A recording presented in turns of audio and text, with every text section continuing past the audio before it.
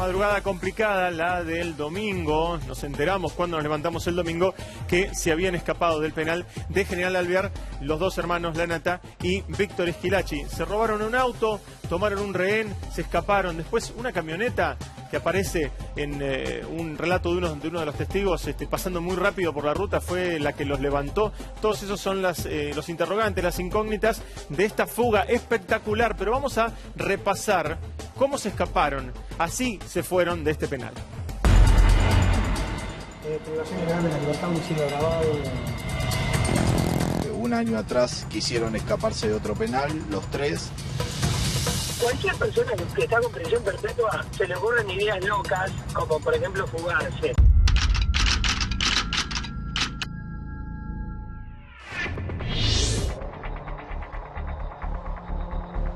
Estaban alojados no en el sector común del penal de máxima seguridad, estaban en la enfermería.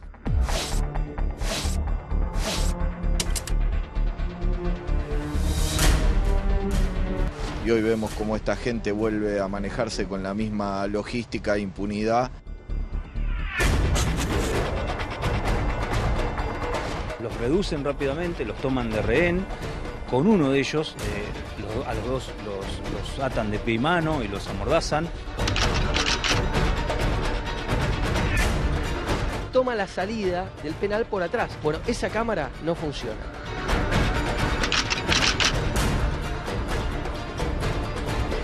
Acá en puesto 1 había un solo guardia, lo reducen y lo cambian, dejan al dueño del automóvil.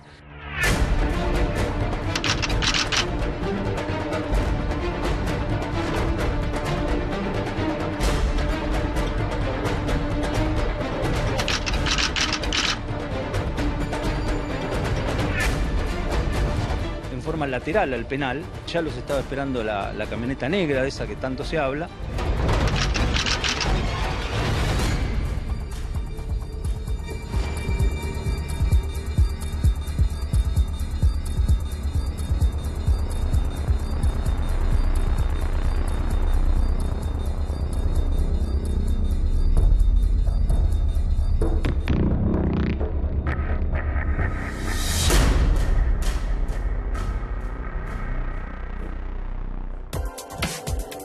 En minutos nada más va a estar con nosotros Jorge Lanata, pero para entender quiénes son estos tres personajes de tan alto perfil que se escaparon como si nada de la cárcel, están con nosotros Nicolás Wiñaski y Alfano.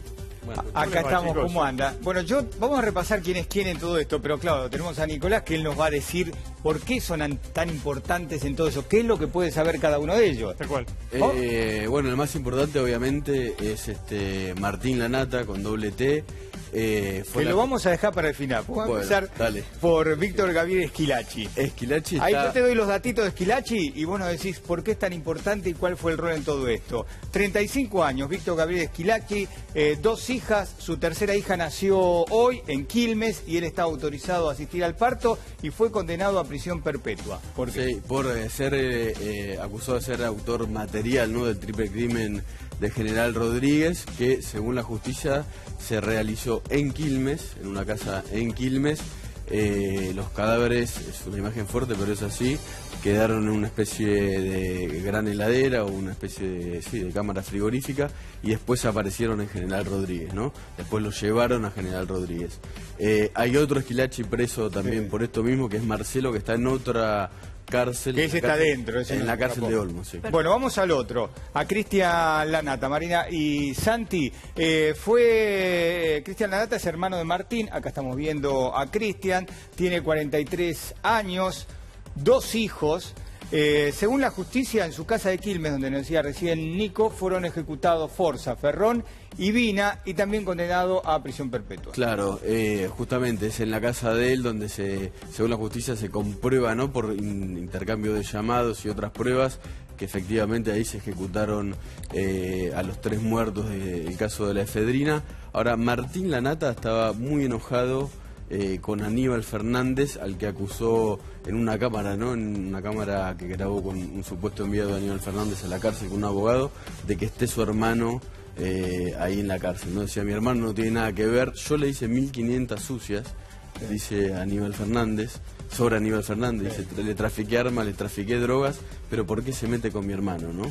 Yo me la banco, yo me quedo en la cárcel, pero ¿por qué está mi hermano Él acá? sentía que lo habían castigado, que lo habían castigado metiendo también el hermano. Sí, exactamente. Bueno, y hablando, muy fuerte en esa cámara. Hablando de Martín, vamos a ver quién es Martín. Ahora le aconsejamos a las autoridades que pongan una foto nueva de la nata, porque está... Claro, ponen la foto que está más rellenito, ¿no? Claro, cuando se hizo la nota era otro la nata, un poco. Esta es la nota en la ropa. Así es la nata Exacto, ahora. así es la nata ahora. Así Pero es bueno, la no nata es la foto que difundieron para tratar de apresarlo. Tiene 42 años, casado, 5 hijos tiene Martín Lanata, fue condenado a prisión perpetua, fue quien convocó a Forza, Ferrón y Vina para una reunión. En agosto había pedido que los dejaran alojados en el penal de General Alvear y hace 2 años ya había intentado fugarse. Sí, y es la persona que en la entrevista que le hizo Jorge Lanata con una sola T, Lanata Bueno, finalmente confiesa o empieza a revelar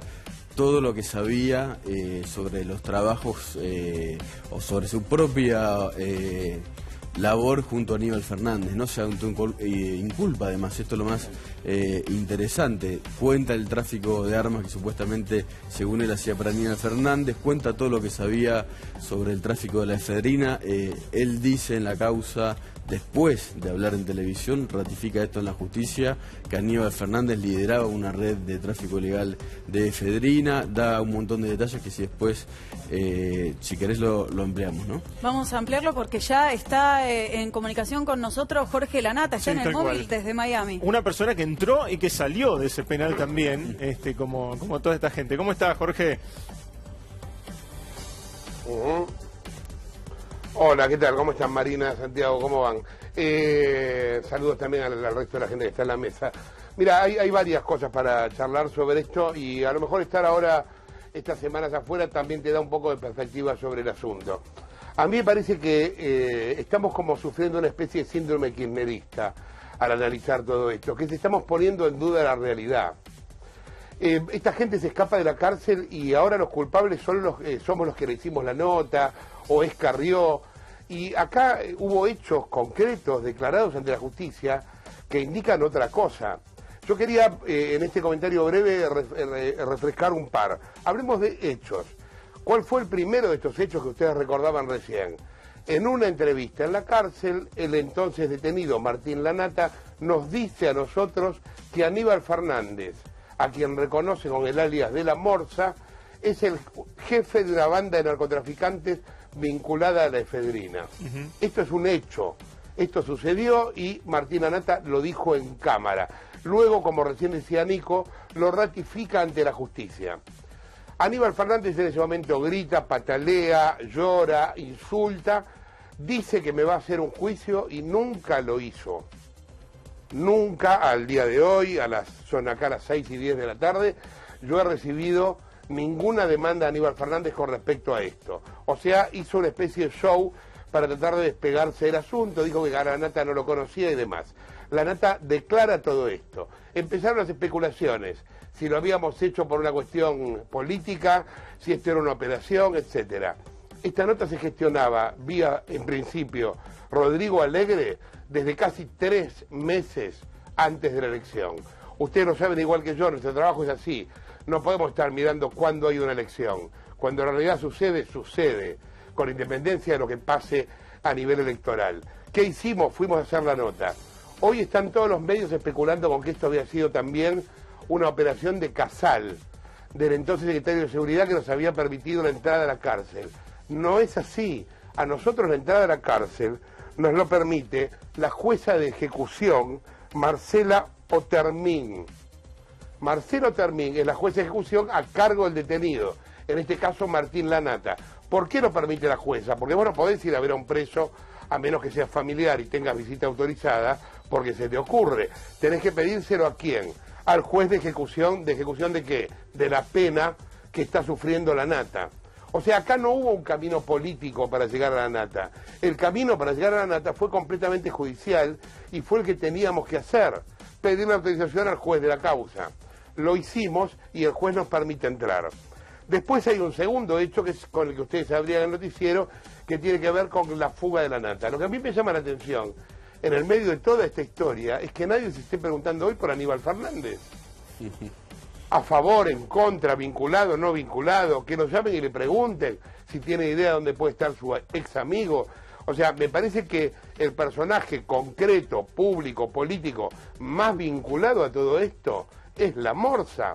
Jorge. No es Casal, no es Scioli, no es Carrió, o no soy yo, digamos. Bueno, precisamente hoy habló Aníbal Fernández. Alfaro, decime. Sí, habló Aníbal Fernández, habló de Vidal, habló de la causa. Él dijo, por supuesto, que él no sabe nada de lo que está ocurriendo, que es un civil, porque Vidal, que le había dicho que se llame a silencio, él dijo que no, que para nada se iba a llamar a silencio. Acusó al director del penal, al servicio penitenciario, y dijo que tienen que estar vivos los tres, que es la gran pregunta, ¿no? Si están vivos o muertos. Bueno, ojalá se les encuentre con vida, obviamente. Ahora, es obvio que el servicio penitenciario tiene que ver con esto y que tiene que ver con muchas de las fugas que se producen en las cárceles. Estas historias que nos cuentan a veces de túneles rarísimos, de tipos que liman los barrotes. Yo les pido, por favor, agarre cualquiera una lima en su casa y trate de limar un barrote a ver cuánto tarda. O sea, este tipo de cosas forman parte de la fantasía policial o del SPF, del penitenciario, pero evidentemente no son verdad. Es obvio que el servicio penitenciario en este caso, y también en otros, ayudó a que la fuga se concretara. Ahora, ¿por qué se fuga? A lo mejor Aníbal Fernández tiene alguna cosa para contar al respecto de esto. Jorge, o sea, María ¿por qué Eugenia... en su momento la nata habla? ¿Qué es lo que a mí me hizo pensar que esto, perdón, qué es lo que a mí me hizo pensar que esto era verosímil, más allá de que la información que daba era verosímil? Que la nata no tenía nada que perder, la nata estaba con Perpetua y le habían soltado la mano. A la nata le había prometido, o Aníbal Fernández u otra persona del gobierno K, una serie de cosas que no cumplieron. En el caso de otra persona que sí está prófuga desde hace tiempo, sí cumplieron porque dejaron que se escapara, que fue Pérez Corradi, otra persona muy importante en la causa y muy vinculada, que en algún momento de casualidad se fuga también. Discúlpame, sí. Ahora, Jorge, vos estuviste en ese penal, nosotros vimos la nota con Martín Lanata. Es fácil, no fue fácil entrar, entonces me imagino preguntarte, ¿es tan fácil salir?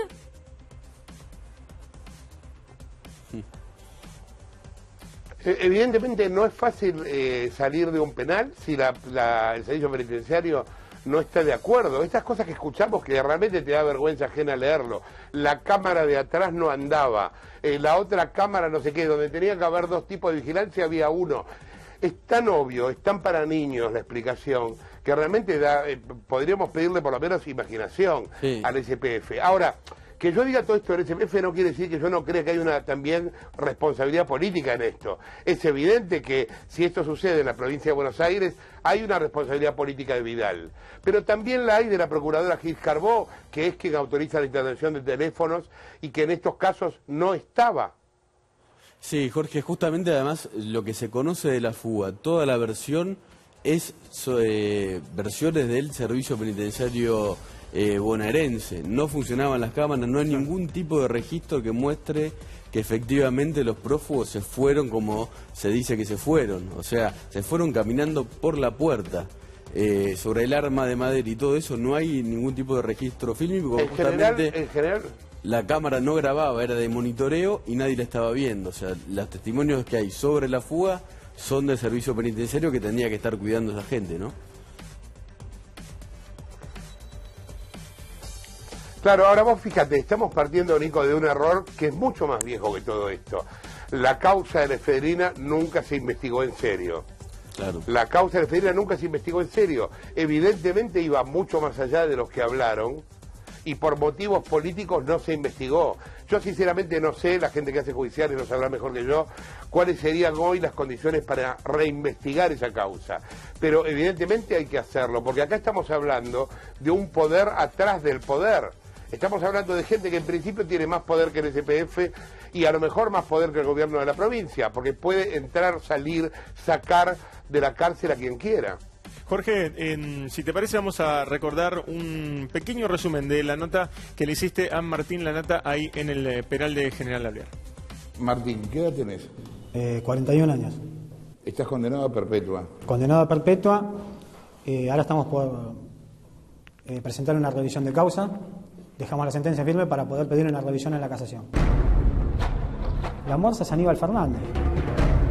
El susto de la muerte es Aníbal Fernández, no Pérez Corradi. El negocio del tráfico de efedrina se lo termina quedando en la totalidad Aníbal Fernández con la gente de inteligencia. No es que sigue Forza. Forza llegó a ser un estorbo. Porque Forza, los clientes que tenía, no llegaban a un nivel de un cártel de México como para poder hacerlo. Yo llevo el dinero desde el departamento de este hombre. ¿De quién?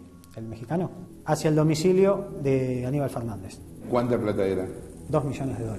Cuando vos decís que Aníbal fue el autor ideológico del triple crimen, sí. ¿Con quién lo instrumentó? O sea, ¿quiénes disparan? Con esta persona de inteligencia. Hago un vínculo con Sebastián Forza, él estaba en, todo en el mundo de la droguería. Lo consulta con Aníbal, hacemos la reunión, me dice, mira, yo te voy a contar. Este pibe es un desprolijo, tiene 1.500 quilombos, ya tendrá que estar en Ghana. Para sentarse a hablar conmigo tiene que poner $250.000. ¿Eso quién le dice? Aníbal.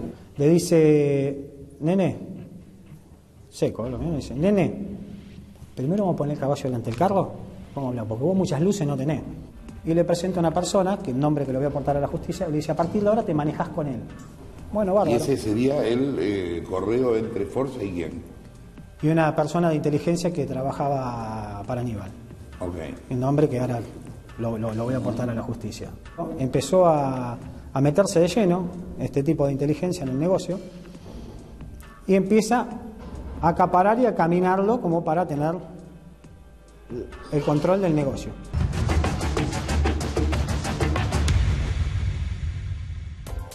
Bueno, lo veíamos, esto fue hace algunas semanas, la entrevista que le hacía Jorge Lanata a Martín Lanata. Jorge, vos cuando estuviste con él en esta charla larga que vimos, ¿te dio la impresión de un hombre que pudiera querer fugarse?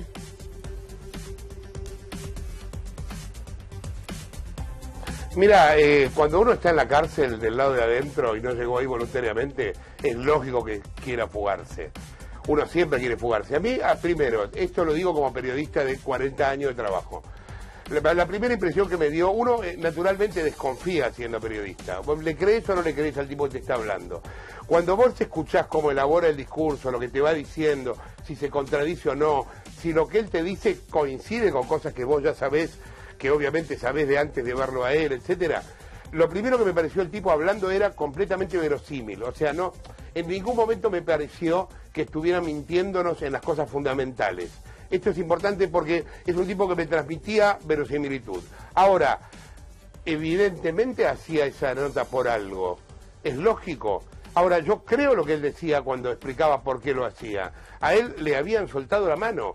A él, a Aníbal Fernández, le había dicho, no hables por un tiempo y te sacamos después. La pregunta es, en ese momento, ¿cuáles eran los vínculos que él tenía con Aníbal? ¿Cuáles pueden ser hoy los vínculos que él tenga con Aníbal o no? ¿De qué manera la gente del kirchnerismo sabe esta historia o conoce el otro lado de esta historia? Para mí hay un montón de preguntas pendientes que tienen que ver con eso. Escuchábamos recién a un condenado a perpetua hablando de la CIDE, del jefe de gabinete y del cártel mexicano, asociados. No es una cosa menor. En aquel momento, cuando la nota salió al aire, como estábamos a poco tiempo de la elección, la nota en sí quedó tapada por la ola de la elección y se entró a decir cualquier cosa. Ahora, imaginemos esta nota hoy, que no hay elección.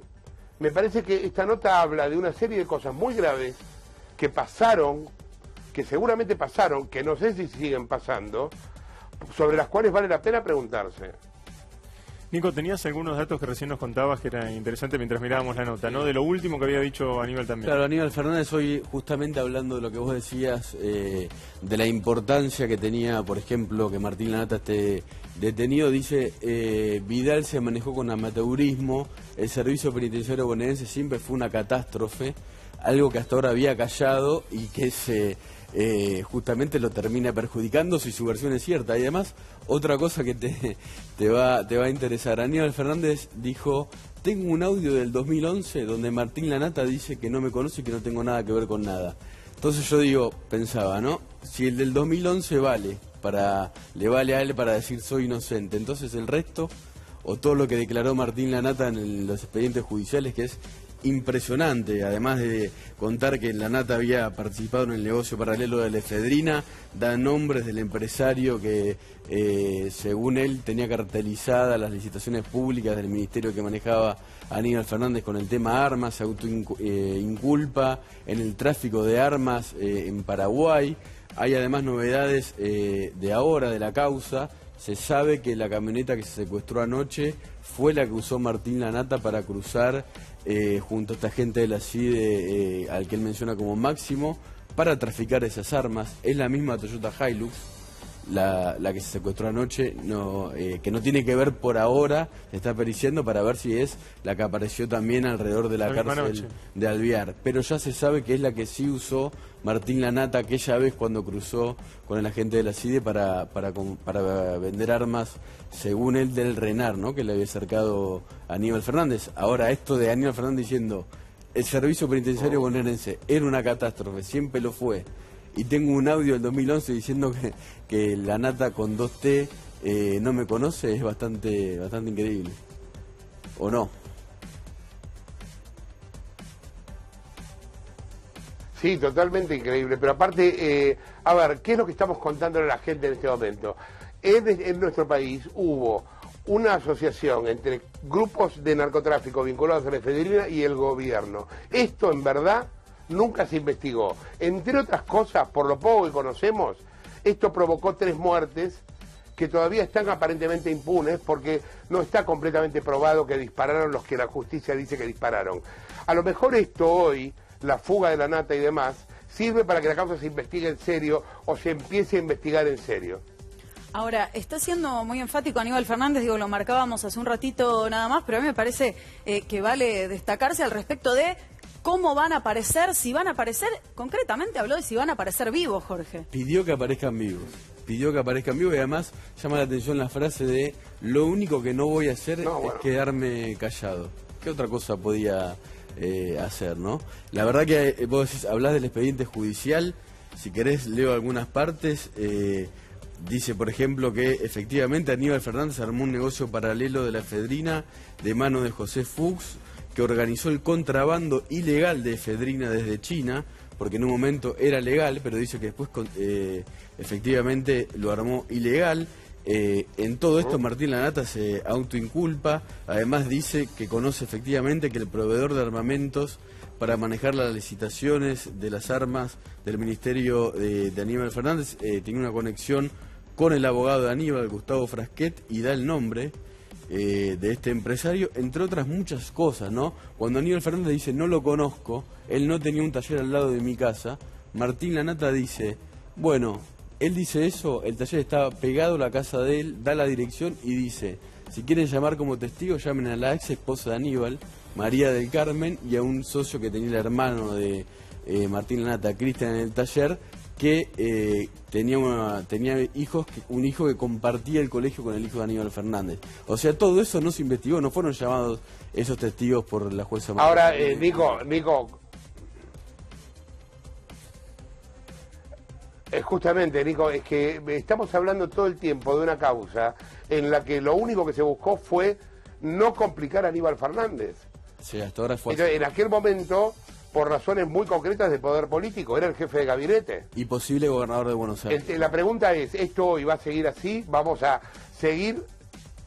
Y posible gobernador de Buenos Aires. Ahora, la pregunta es, ¿hoy vamos a seguir así? O sea, con una causa completamente vacía, con la cáscara de una causa, sin investigar a una persona que parece central en el medio de esto. Ojalá que no, hay muchísimos datos, las declaraciones fueron varias y se esperaba justamente que declare en febrero, ¿no? Martín Lanata de vuelta.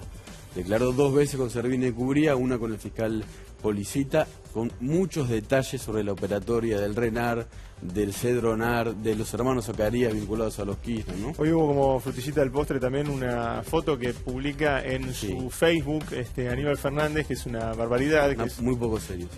Muy poco serio, que es la gobernadora de la provincia de Buenos Aires con un cartelito photoshopeado, con un cartel que dice: liberamos a 3 homicidas narcos que me dieron una mano para ganarle a Aníbal, pero la culpa es del gobierno anterior. Esto lo publica Aníbal Fernández en su propio Facebook. Sí.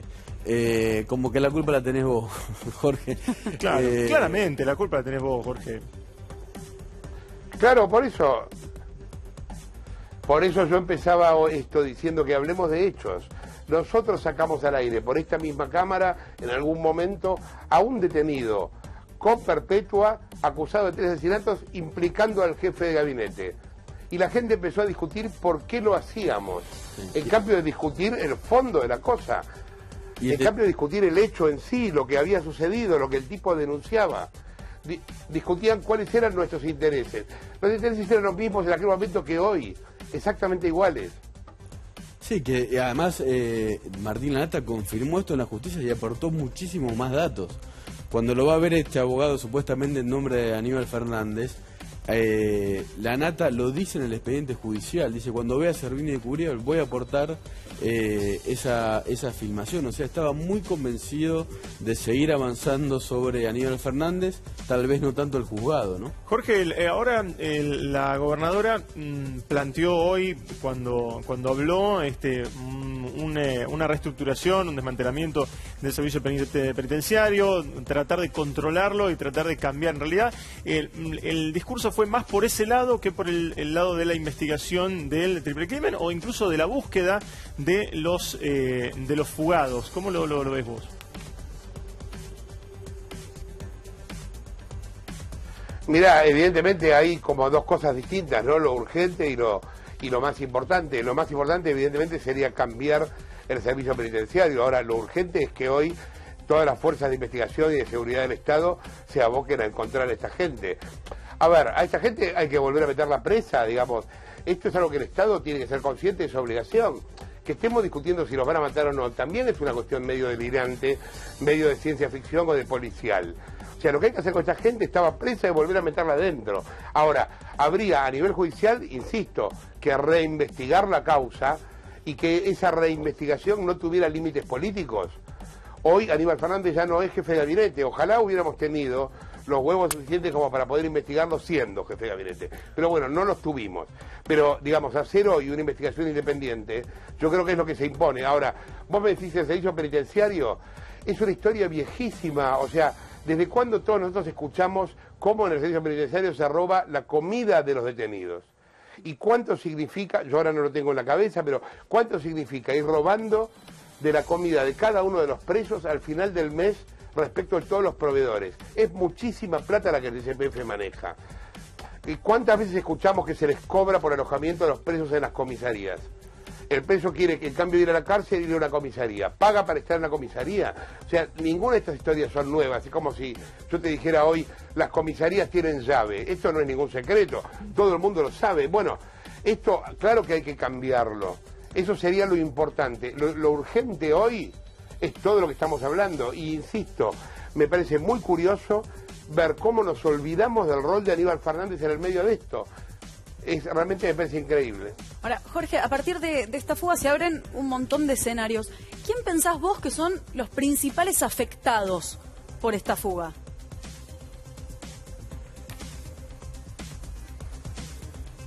Mirá, esto evidentemente complica más que nada al gobierno. O sea, lo que está pasando es que está viendo... Es cierto que ya el poder mediático del kirchnerismo es cada vez menor y los argumentos son menos verosímiles, pero tanto en las redes sociales como en los medios lo que está sucediendo es una campaña fuerte contra el gobierno por responsabilizándolo de esto. Es cierto que esa responsabilidad en términos de jurisdicción existe. A ver, esto pasa en la provincia de Buenos Aires, en una cárcel de la provincia de Buenos Aires, y la gobernadora de la provincia de Buenos Aires tiene que ver, sí, tiene que ver, hay una responsabilidad política. No es directa porque no alcanza en su ejercicio, pero existe, esto es indudable. Ahora, pensar que el gobierno puede tener algún interés en que Martín Lanata se escape, a ver, claro, yo lo que pasa es que ni siquiera, yo directamente descarto eso, porque el argumento de que la nota de Martín Lanata fue una operación, a mí me consta que no es así. ¿Por qué me consta? Porque yo la hice. Entonces, yo por eso ni siquiera lo contemplo ese argumento, ¿me entendés? Porque yo sé cómo fue que Rodrigo Alegre 3 meses antes llamó 43 veces para que nos dieran la nota, que hablaba por teléfono a la cárcel con Martín Lanata tratando de convencerlo, que en un momento Martín Lanata dijo, bueno, pero la doy si viene Jorge Lanata, Finalmente me entero, estaba al tanto de la historia, pero me entero que Martín Lanata dice eso, y finalmente decido ir, hacemos el trámite ante esta jueza. Insisto, no es un trámite que se autoriza políticamente, lo autoriza la jueza de ejecución Otermin, y finalmente llegamos al lugar. O sea, me consta que esto no es ninguna operación de nada. Entonces no puedo contemplar esta hipótesis kirchnerista de que sería algo más o menos así.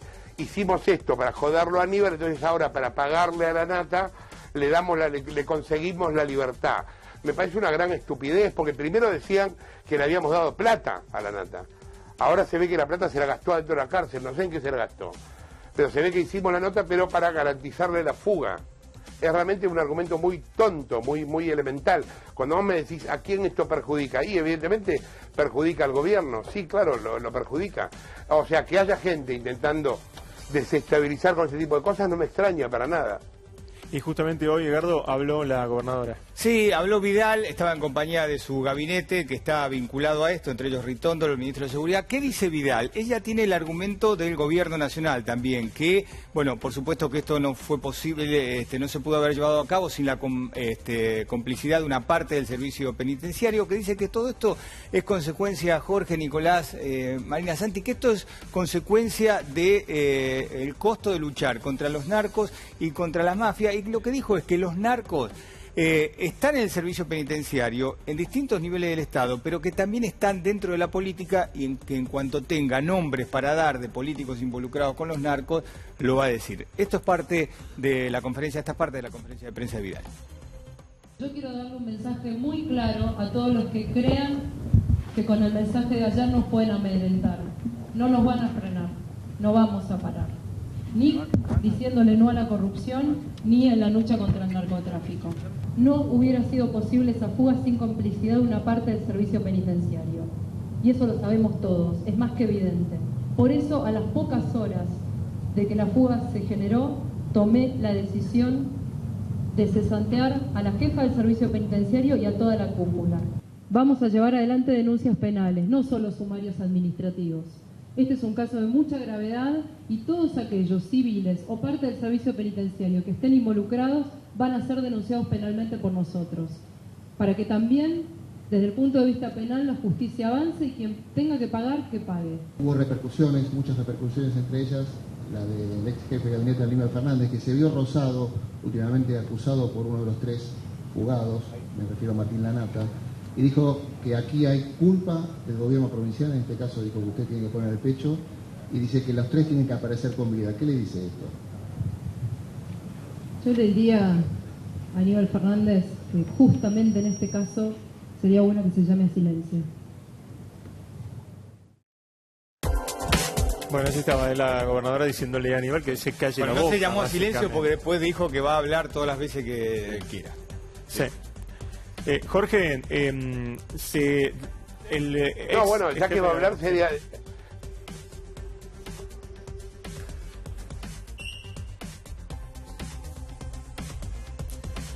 Te escuchamos, Jorge.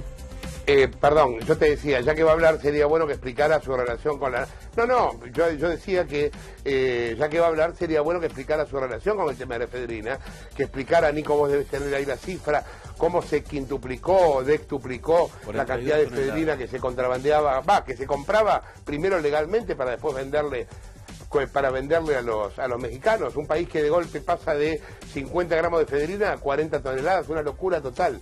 Ahora, lo que Vidal dice es completamente cierto en este sentido. Cuando se habla de combatir el narcotráfico, no va a ser fácil combatir el narcotráfico. Yo ya di 1000 veces esta cifra, pero vuelvo a darla en este contexto. La cantidad de droga que todos los organismos de seguridad de la Argentina, todas las policías, secuestran por año, es el 10% de la droga que se consume. Es el 10% de la droga que se consume. Entonces uno se podría preguntar, ¿y el otro 90%? El otro 90%, señores, entra por la puerta. ¿Y quién le abre la puerta? La puerta se le abre la policía, la prefectura, la gendarmería, los jueces y también los políticos. Porque de otra manera sería imposible. Cuando se habla de corrupción en el tema de la droga, se habla de un corte vertical que alcanza todos los niveles. no tiene que ver con una clase social, con una determinada casta, tiene que ver con todos, porque de otra manera la droga no podría funcionar libremente como casi libremente funciona hoy en la Argentina. Entonces, obvio que le va a tocar al gobierno una pelea muy complicada con respecto a eso, y que no es algo nuevo, esto no empezó esta semana, lleva décadas. Jorge, nos delata un poco la edad, pero yo recordaba hoy que 20 años para atrás, acordate las veces que se señalaba que en las provincias estaban las pistas clandestinas donde bajaban los narcos y que esas pistas no podían estar sin la vista a un costado de gobernadores, por lo menos. Pero, perdón, voy a decir una obviedad, pero ¿cuál de todas las personas que están mirando no sabe en su barrio quién puede vender droga? Pero estoy seguro que el 90% de la gente que está mirando no sabe que tal lo hace, que tal otro. ¿Cuánto tardás en este momento parado en una esquina de Buenos Aires en conseguir la droga que quieras? ¿10 minutos? ¿15? Obviamente, si uno lo sabe, la policía lo sabe. Esto es lo que nos pasa a nosotros en nuestro trabajo todo el tiempo. ¿Por qué nosotros podemos averiguar cosas que la policía no averigua? No, perdón, no es que no quiere, es que no quiere averiguarla. No es que no lo averigua, que tiene algún interés concreto para no averiguarlo. Si en las cárceles hay droga, ¿cómo no va a estar metido el servicio penitenciario? La pregunta es bien concreta, ¿pueden o no los detenidos drogarse? De hecho, lo hacen. ¿Cómo entra la droga a la cárcel? Que se supone que no es un lugar fácil de entrar cosas. Bueno, si entra es porque el SPF lo permite. Esta historia es viejísima, estamos repitiendo un montón de obviedades con esto. Tal cual. Jorge, hay un punto que recién lo señalabas y lo indicabas vos también, es Víctor Esquilachi fue papá. Y justamente hoy mismo, y de hecho tenía planteada ya una salida de la cárcel porque iba a ser papá, y ahí en la puerta de la clínica donde su mujer dio a luz está Nacho Otero a esta hora para contarnos los últimos detalles de la investigación. Hola, Nacho. Sí, respecto a esto es el principal argumento que tiene la familia Esquilachi para decir que les resulta rarísimo que su hermano Víctor se haya fugado justamente hoy cuando nacía su hija en un parto programado por cesárea, y además que él tenía permiso para venir a ver en su primera salida transitoria desde que está en el penal 30 de General Alvear. Okay. La familia realmente no cree en la teoría de la fuga. Algunos incluso dijeron que se trataba de, por ejemplo, algo que tenía que ver con que podía llegar a aparecer muerto. Su hermano incluso nos lo dijo, y mientras tanto lo mismo piensan desde la familia de los Lanata, porque piensan que, por ejemplo, Martín no había terminado su declaración ante la jueza Servini de Cubría, se había suspendido, no habían puesto ni siquiera una nueva fecha y él tenía muchas ganas de seguir declarando, por eso no les cierra el tema de la fuga. Mientras tanto, desde la policía bonaerense y desde el gobierno de seguridad de la provincia de Buenos Aires están tratando de hacer el máximo operativo posible, 600 efectivos que están en la calle, una recompensa que va de 2 millones de pesos para quienes puedan llegar a aportar algún dato que tenga que ver con la ubicación de estas personas, que hasta ahora no se tiene ningún tipo de pista, más allá de la camioneta que se secuestró, que la tenía la mujer del hermano de Víctor Esquilachi. Aparentemente, según lo que dijo él, estaba parada y no se estaba usando, pero bueno, recién escuchamos la vinculación que hacía Nicolás Viñaski con esa camioneta y otras cuestiones de Lanata. Respecto al tema que tiene que ver con la efedrina, Argentina se sextuplicó. La efedrina fue a partir del 2006, cuando en Estados Unidos se prohíbe la importación y se limita de efedrina y se hace nada más con venta bajo receta. Los cárteles mexicanos, también esta prohibición estuvo en México, empiezan a triangular la efedrina con Argentina. La traían de India o de otras partes del sudeste asiático, le hacían ingresar legalmente a la Argentina y después salía exportada contrabandeada. El primer contrabando de efedrina se encontró en abril de 2008. Bien, Nacho, vamos a volver ahí a Quilmes. Lo queremos despedir a Jorge, de agradecerle y dejarle el cierre con un último concepto sobre este caso. Me quedé pensando en lo que decía Nacho Otero, que es cierto, y de todos los datos que escuché me parece de lejos el más sugestivo, ¿no? ¿Por qué una persona que al día siguiente va a tener una salida transitoria, de la cual evidentemente sería mucho más fácil escapar, elegiría escaparse? El único que sabe eso es el que, sea quien sea, les prometió a estos 3 presos alguna cosa que hizo que los presos salieran. Ahora, vos me preguntabas, alguien me preguntaba ahí en el piso antes, ¿a quién esto lo perjudica? Yo lo plantearía al revés. ¿Y a quién le conviene que estos presos aparezcan muertos? ¿a quién le convendría más que a nadie? Yo creo que le convendría vengarse a Aníbal Fernández, ¿no? Jorge, gracias. Muchísimas gracias, Jorge. Saludos. Muchísimas gracias a Nico. Gracias, chicos. También, ¿eh?